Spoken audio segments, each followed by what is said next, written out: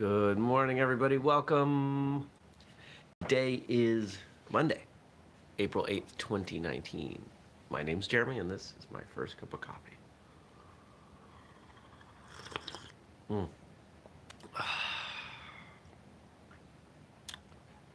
So, lots to talk about today.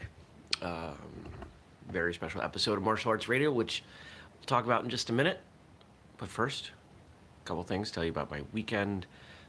Was hanging with Team Whistlekick on Saturday, and they just did a great job. And I have to say, my favorite thing about this team is the fact that they continue to support each other and build their bonds and become a stronger team. It's one of the hardest things about martial arts competition is that inherently it's an individual sport. So to have a group that looks after each other is such a huge deal. I love it. And I love seeing how they interact with each other, whether it's support or having fun. It's a wonderful group, and I feel so blessed that I could help bring them together. That was Saturday. Sunday, I did some work around here. Did a little bit of whistlekick work. Honestly, I didn't even leave the house. It was nice out. I should have. I just felt so lazy. So I didn't. I've learned sometimes when I'm feeling lazy just to be lazy. So I did that. And we had a couple questions come in, so I'm going to answer those. Remember, you can submit your questions right in the comments below this or any other episode, and I'll answer them on a future episode of First Cup. And the first question was around dogs. Anybody that's been watching or knows me knows I love dogs. And do I have a favorite breed? And I do. And it's Golden Retrievers. I love Golden Retrievers because they're silly. They're loyal, they're fun, they're goofballs. And it's my favorite thing about a dog. It's just that they're just so, they're fun. Oh. And then the other question, a little bit harder to answer. Do I have any favorite YouTube channels? Now here's the thing, when it comes to YouTube, I don't use YouTube much professionally. Sometimes there'll be things related to guests on martial arts radio that I'm looking up. In my personal martial arts practice, I don't use it a lot. But periodically, if I'm questioning a movement in an ITF Taekwondo form, I will look it up because ITF is pretty well standardized. And I'll watch a few videos and compare, okay, this person does it this way, this person, okay, so these 4 people do it the same way. That's the way I should probably do it. And I do that not to learn forms, but if my memory isn't working for review or whatever. But that's really it. I don't spend a lot of time on YouTube because I know I won't come out. YouTube's a time hole sometimes, right? And then on the personal side, there are a few things that I watch. Cobra Kai, of course, excited for season 2. And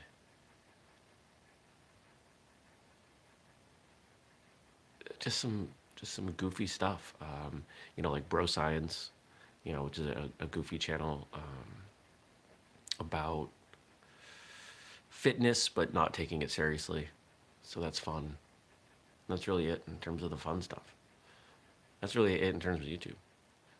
So let's talk about something that just happened. Let's see, it's 6:30, 3.5 hours ago. 3.5 hours ago, we dropped on Martial Arts Radio what will likely go down, I can't be sure yet, but may be our biggest episode yet. So a few weeks ago, I had a chance to talk to Miss Shannon Lee. Yes, that Shannon Lee, Bruce Lee's daughter. So here's what happened. Here's the story. HBO reached out and they said, hey, we've got this new show coming out on Cinemax called Warrior, which, by the way, started on Friday. And they said, do you want to talk to Shannon Lee as part of the promotion? And I said, yes, I do. So I did. So we brought her on, had a wonderful conversation. And whenever I talk to somebody who is probably used to having the same questions asked of them every time, and with Shannon Lee, we might imagine that all of the questions people ask her are around her father. I tried to go a little bit deeper, go a little bit differently, and I think I accomplished that. You'll have to be the judge. But after the interview, she did remark that she liked the interview questions that I asked. So she might have just been being nice. I don't know, but I suspect not. She seemed pretty genuine. It was a great conversation. We talked about, of course, Bruce Lee. We talked about this show. We talked about how the show came to be. We talked about what it's like growing up in the shadows of the most famous martial artist of all time. We talked about her time as a martial artist. We talked about her acting career. We talked about a ton of stuff. What we did not talk about much was her brother, Brandon Lee, who also has passed away, as most people know. Didn't feel appropriate to go there. There was she brought him up a couple times, and it didn't feel right. So we didn't go there. Sometimes as an interviewer, I gotta read the room. I gotta read what the guest has given me and see, is it worth pushing on. Didn't feel like pushing on it. So you can check that episode out here on YouTube or in your podcast feed or at whistlekickmartialartsradio.com. And I thought I would spend the next couple minutes telling you about my relationship. Not really the best word, but I haven't had enough coffee to pick a different one, with Bruce Lee. So obviously Bruce Lee has been around as long as I've been alive. And unfortunately, Bruce Lee passed away before I was born. So I have zero concrete personal ties to Bruce Lee. I know a number of people who have met him and trained with him. We've had a few of those folks on the show. And we did an episode on Bruce Lee, and I don't remember what it was, 30s? It's a while ago. It was in the first year. Talking about Bruce Lee and giving a little bit of history. And then, of course, we had Matthew Polly come on and talk about Bruce Lee from the research project book he did, Bruce Lee, A Life. And I think, for me, honestly, Bruce Lee is this kind of figurehead in martial arts. He's larger than life. And I know that there's a real person behind him. And intellectually, I understand that. But when I look at Bruce Lee, as a martial artist, I'm looking at someone who has had and still has a tremendous amount of influence over what we do today as martial artists. He's still the most recognizable martial artist. You can put up a silhouette of him, people will know it's him. You can put up a grainy headshot, and people all over the world will know who he is. And that's tremendous. And most sports and hobbies, pursuits, would kill to have somebody so recognizable. In fact, outside of professional sports, like I would say soccer, professional soccer, football, probably not even most football, maybe basketball. I mean, how many people are known by their silhouette? But we get that with Bruce Lee.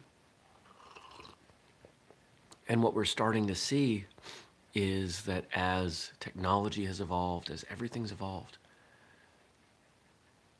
his role in furthering martial arts through books and now this show, Warrior, which, by the way, is amazing. I hope HBO putting it on Cinemax doesn't kind of doom it from the beginning, because it's better than Badlands. Into the Badlands is a great show. Warrior is better. I hate to say it. I'm sorry to say it, because I love Into the Badlands. It's on its last season. But Warrior is a better show. It's not going to be better for everyone. but I enjoy it more.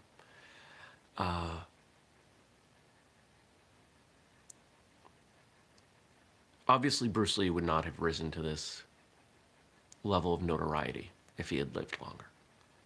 He died in his prime, and he left us with some wonderful examples of who he was in both movies and his writings.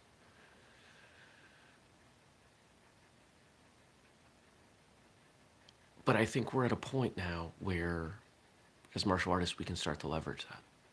I think we are quietly, because other than his family, no one has the right to really use his legacy in that way. But it still exists. It still affects us. It still affects what we do as martial artists. And I'm just glad that he was a good person, at least for the most part. Right, there's some rumors. There's some things. But he was a good person. And he was a good martial artist. Maybe a great martial artist. People debate that. It doesn't matter. To me, anyway.